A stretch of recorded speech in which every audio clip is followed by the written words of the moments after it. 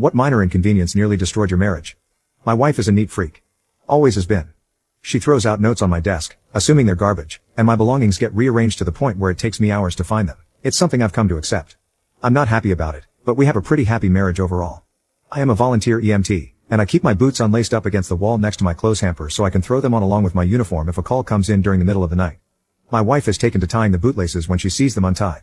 Not only does she tie them, but she tightens them and double knots them to the point where I need to undo the knot, open up the boots, and let a little slack out to fit my feet into them.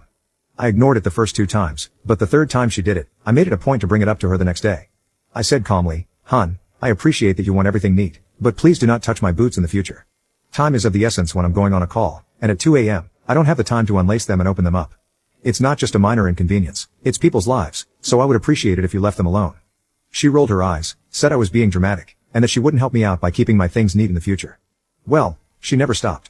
No matter how many times I've asked, told, or begged her, she just laughs and says, "Well, you know how I am." The other night, a page went out for a CPR in progress. I went to throw my boots on, and they were, once again, tightened beyond recognition.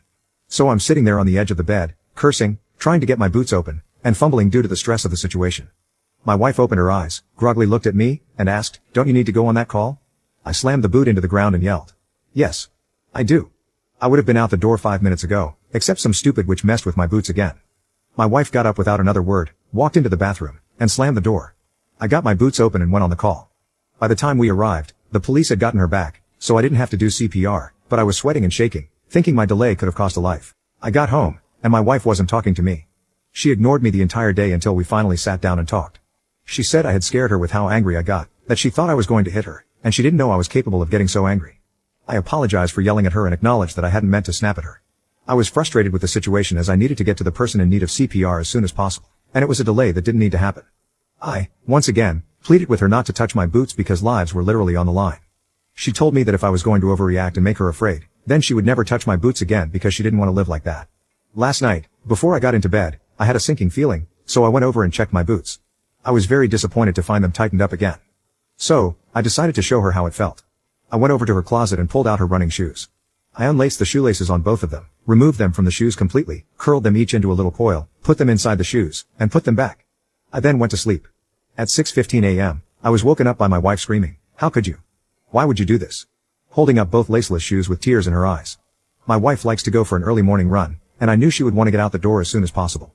I smiled and said, "You know how I am. I just like things to be neat." She continued sobbing and walked out of the room. So, by the time she was all laced up again, it was raining, so she missed out on her run. I actually felt pretty terrible about that because I really only wanted to delay her, not ruin her plans entirely.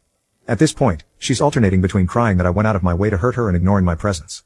I acknowledge that what I've done has been pretty childish and not at all constructive. I just didn't know what else to do.